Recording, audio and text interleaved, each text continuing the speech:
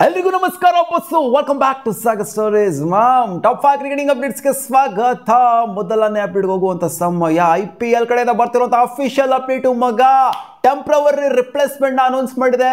Temporary replacement overseas ಪ್ಲೇಯರ್ಗಳಿಗೆ ಆರಾಮಾಗಿ ತಗೋಬಹುದು. ಇನ್ಫ್ಯಾಕ್ಟ್ ಇಂಡಿಯನ್ ಪ್ಲೇಯರ್ಸ್ಗೂ ತಗೋಬಹುದು ಅಂತ ಕಾಣಿಸ್ತಾ ಇದೆ.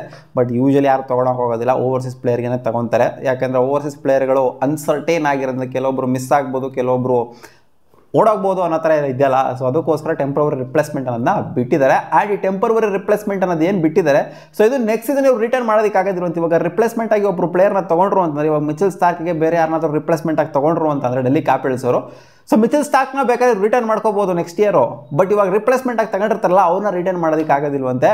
ಬಟ್ ಮಯಾಂಕ್ ಅಗರ್ವಾಲ ನಾವು ರಿಟರ್ನ್ ಮಾಡ್ಕೋಬೋದು. ಯಾಕಂದರೆ ಇದು ಆಗಿರೋದಕ್ಕಿಂತ ಮುಂಚೆ, ಅಂದರೆ ಈ ರೂಲ್ ಬಂತಲ್ಲ, ಈ ಟೆಂಪ್ರವರಿ ರಿಪ್ಲೇಸ್ಮೆಂಟ್ ಅನ್ನೋ ರೂಲು, ಅದಕ್ಕಿಂತ ಮುಂಚೆ ತಗೊಂಡಿರುವಂಥ ರಿಪ್ಲೇಸ್ಮೆಂಟ್ಗಳು ಏನಿದಾವೆ ಅವರು ಬೇಕಾದ್ರೆ ರಿಟರ್ನ್ ಮಾಡ್ಕೋಬೋದಂತೆ ನೆಕ್ಸ್ಟ್ ಸೀಸನ್ಗೂ ಕೂಡ. ಅಂದರೆ ಮಯಾಂಕ್ ಅಗರ್ವಾಲ್ನ ಬೇಕಾದ್ರೆ RCB ರಿಟರ್ನ್ ಮಾಡ್ಕೋಬೋದು. ಇವಾಗ ಹೊಸದಾಗಿ ಬರುವಂಥ ರಿಪ್ಲೇಸ್ಮೆಂಟ್ಗಳೆಲ್ಲ ಏನಿದಾವೆ ಸೊ ಅವ್ರನ್ನ ರಿಟರ್ನ್ ಮಾಡ್ಕೊಳ್ಳೋದಕ್ಕೆ ಆಗೋದಿಲ್ಲ. ಅಪ್ಡೇಟ್ ಬಿಟ್ಟು ಒಂದು ಹೊಸ ರಿಪ್ಲೇಸ್ಮೆಂಟ್ ಆಗಿದೆ. ಅಫಿಷಿಯಲ್ ಅಪ್ಡೇಟ್ ಬಂದಿದೆ ಡೆಲ್ಲಿ ಕ್ಯಾಪಿಟಲ್ಸ್ ಕಡೆಯಿಂದ. Jack Fraser Maang, Australian player, ಇವರ ಜಾಗದಲ್ಲಿ ರಿಪ್ಲೇಸ್ಮೆಂಟ್ ಆಗಿ ತಗೊಂಡಿರುವಂಥ ಪ್ಲೇಯರ್ ಯಾರಮ್ಮ ಅಂತಂದರೆ ಇಟ್ಸ್ ಮುಸ್ತಫಿಜುರ್ ರೆಹಮಾನ್. ಇವರಿಗೆ ಬೌಲಿಂಗ್ ಸ್ಟ್ರೆಂತ್ ಬೇಕು ಅನ್ನೋ ಥರ ಕಾಣಿಸುತ್ತೆ. ಅದಕ್ಕೋಸ್ಕರ ಇವ್ರನ್ನ ರಿಪ್ಲೇಸ್ಮೆಂಟ್ ಆಗಿ ತಗೊಂಡಿದ್ದಾರೆ. ಹೆಂಗಿರು ಜಾಕ್ ಫ್ರೇಸರ್ ಮಂಕ್ ಏನು ಬದನೆಕಾಯಿ ಆಡಿ ಕಿತ್ತು ಕಸಿ ಮಾಡಿದ ಅಷ್ಟ್ರಾಗೇನೈತೆ. ಸೀಸನ್ ಸ್ಟಾರ್ಟಿಂಗಲ್ಲಿಂದ ಆಡಿಸ್ಕೊಂಬಂದ್ರು, ಡಬ್ಬಾ ಥರ ಹೊಸ್ಟಾಗಿ ಆಡ್ಕೊಂಬಂದ್ರು, ಇವರು ತೊಲಗಲೆ ಅಂತ ಅನ್ಕೊಂಡಿರ್ತಾರೆ. ಬಟ್ ಇಲ್ಲಿ ಏನಾಗಿದೆ ಅಂದರೆ ಸೀನು, ಜಾಕ್ ಫ್ರೇಸರ್ ಮಂಕ್ನ ನೆಕ್ಸ್ಟ್ ಇಯರ್ ರಿಟರ್ನ್ ಮಾಡ್ಕೋಬೋದು.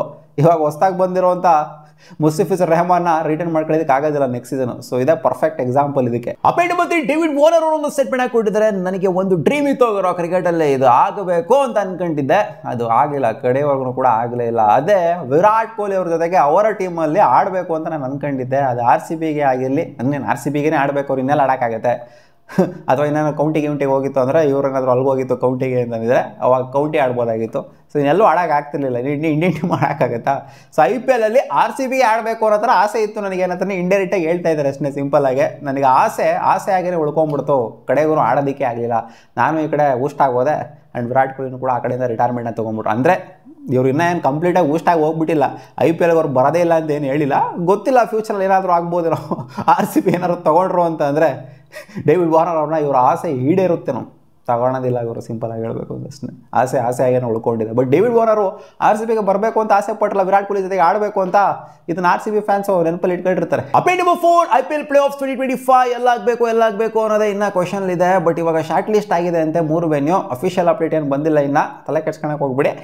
ಬಟ್ ಅಹಮದಾಬಾದಲ್ಲಿ ಫೈನಲ್ಸ್ ಆಗಬೇಕು ಅನ್ನೋ ಥರ ರಿಪೋರ್ಟ್ಸ್ ಓಡಾಡ್ತಾ ಇದೆ. ಆ್ಯಂಡ್ ಕ್ವಾಲಿಫೈರ್ 2 ಕೂಡ ಅಹಮದಾಬಾದಲ್ಲಿ ಆಗಬೇಕು ಅಂತ. ಇನ್ನು ಮಿಕ್ಕಂತ 2 ಮ್ಯಾಚ್ ಎಲಿಮಿನೇಟರ್, ಕ್ವಾಲಿಫೈರ್ 1 ಎಲ್ಲ ಆಗಬೇಕು ಅನ್ನೋದೇ ಒಂದು ಕ್ವೆಶನು. ಅದು ಮುಂಬೈಯಲ್ಲಿ ಆಗ್ಬೋದು ಅಥವಾ ಡೆಲ್ಲಿಲಿ ಆಗ್ಬೋದು, ಫಿರೋಜ್ ಶಾ ಕೋಟ್ಲಾ ಅಲ್ಲಿ ಅಥವಾ ವಾಂಖೆಡೆಯಲ್ಲಿ ಆಗ್ಬೋದು ಅನ್ನೋ ಥರ ಅಪ್ಡೇಟ್ ಬರ್ತಿದೆ. ಒಟ್ಟಲ್ಲಿ 3 ವೆನ್ಯೂಗಳು, ಯಾವ್ದಾರ 3 ವೆನ್ಯೂಲಿ, ಅಂದರೆ ಈ 3 ವೆನ್ಯೂಲೇ IPL ಪ್ಲೇ ಆಫ್ಸ್ ಆಗುತ್ತೆ ಅಂತ ಅಪ್ಡೇಟ್ ಇದೆ. ನೋಡೋಣ ಇದರಲ್ಲೇ ಆಗುತ್ತೆ ಅಥವಾ ಬೇರೆ ಕಡೆ ಎಲ್ಲರೂ ತೊಗೊಂಡೋಗಿ ಇಡ್ತಾರ ಅಂತ. ಅಪ್ಡೇಟ್ ನಂಬರ್ 5, ಸುರೇಶ್ ರೈನಾ ಅವರು MS ಧೋನಿ ಅವ್ರ ಬಗ್ಗೆ ಮಾತಾಡೋರೆ. ಮಗ MS Dhoni is going to play another 2 seasons ಅಂತ ಹೇಳಿದ್ದಾರೆ. ಸೊ ಸೀನ್ ನೋಡ್ತು ಅಂತಂದ್ರೆ, ನಾನದು ಸೀಸನ್ ಸ್ಟಾರ್ಟಿಂಗಲ್ಲಿ MS ಧೋನಿ ಬಿಡೋಗೋರ ಈ ಸೀಸನ್ ರಿಟೈರ್ಮೆಂಟ್ ಕೊಟ್ಟಿಲ್ಲ ಅಂದರೆ ಕೇಳ್ಕೊಳ್ಳಿ ಅನ್ನೋ ಥರ ಎಲ್ಲ ಬ್ಯಾಗ್ ಬಂದಂಗೆಲ್ಲ ಮಾತಾಡ್ಬಿಟ್ಟಿದೆ. ಸೊ ಸೀನ್ನ ಇವಾಗ ಕರೆಂಟ್ಲಿ ನೋಡ್ತು ಅಂದರೆ MSD ಅವರು ನೆಕ್ಸ್ಟ್ ವರ್ಷನ್ ಕೂಡ ಆಡುವಂಥ ಸಾಧ್ಯತೆನೇ ಇದ್ದಿದ್ದು ಕಾಣಿಸ್ತಿದೆ ಜಾಸ್ತಿ. ಯಾಕಂದರೆ ಒಂಥರ ಅನ್ಫುಲ್ಫಿಲ್ಡ್ ಆಗಿ ಹೋಗ್ಬಿಟ್ಟಿದ್ದಾರೆ ಇವಾಗ MS ಧೋನಿ. ಈ ಥರ ಎಲ್ಲ ಬಿಟ್ಟೋಗೋ ಮಾತೇ ಇಲ್ಲ CSK ಅನ್ನೋ ಥರನೇ ಕಾಣಿಸ್ತಾ ಇದ್ದಾರೆ. ಆ್ಯಂಡ್ ಇನ್ನು 2 ಸೀಸನ್ನು ಆಡ್ತಾರೆ, ನೆಕ್ಸ್ಟ್ ಮೆಗಾ ಆಕ್ಷನ್ಗೂ ಕೂಡ ಆಡ್ತಾರೆ ಅಂತ ಈ ಕಡೆಯಿಂದ ಸುರೇಶ್ ರೈನಾ ಅವ್ರು ಬೇರೆ ಹೇಳ್ತಾವ್ರೆ. ಏನು ಗುರು, MS ಧೋನಿ ಅವ್ರು ರೆಕಾರ್ಡ್ ಮಾಡಬೇಕು ಅಂತ ಹೊರಟವ್ರು. ಆಲ್ರೆಡಿ ರೆಕಾರ್ಡ್ ಆಗಿದೆ, oldest play to play IPL ಅನ್ನೋ ಥರ. ಸೊ ಒಂಥರ ರೆಕಾರ್ಡ ಸೆಟ್ ಮಾಡಬೇಕು ಅಂತ ಅನ್ಕೊಂಡಿದ್ರೆ ಅಂತ ಕಾಣಿಸುತ್ತೆ. 45 ವರ್ಷದವರೆಗೂ ಅವ್ನ ಅಜ್ಜಿ ಆಡ್ಬಿಟ್ಟು ಯಾವ ಮಗನೂ ಆಡ್ಬಾರ್ದು 45 ವರ್ಷದವರೆಗೂ ಅಂತ ರೆಕಾರ್ಡ ಸೆಟ್ ಮಾಡಿ ಬಿಸಾಕ್ತೀನಿ ಅನ್ನೋ ಥರ MS ಧೋನಿ ಇದ್ದಾರೆ ಅಂತ ಕಾಣಿಸುತ್ತೆ. ಸೊ ಒಳ್ಳೇದಾಗಲಿ, ನೋಡೋಣ ಅದು ಹೆಂಗೆ ಆಡ್ತಾರೆ ನೆಕ್ಸ್ಟ್ ಸೀಸನ್ ಅಂತ. ಮತ್ತೆ ಸಿಗೋಣ ಮುಂದಿನ ವಿಡಿಯೋದಲ್ಲಿ. ಗಾಯ್ಸ್, ಇದಿಷ್ಟು ಆಗಿದ್ದು ಟಾಪ್ 5 ಕ್ರಿಕೆಟಿಂಗ್ ಅಪ್ಡೇಟ್ಸ್. ನಿಮ್ಗೆ ಏನಾದರೂ ಈ ವಿಡಿಯೋ ಇಷ್ಟ ಆಗಿತ್ತು ಸ್ವಲ್ಪನಾದರೂ ಒಂದೇ ಒಂದು ಲೈಕ್ ಉದುರಿಸಿ ಬಾ.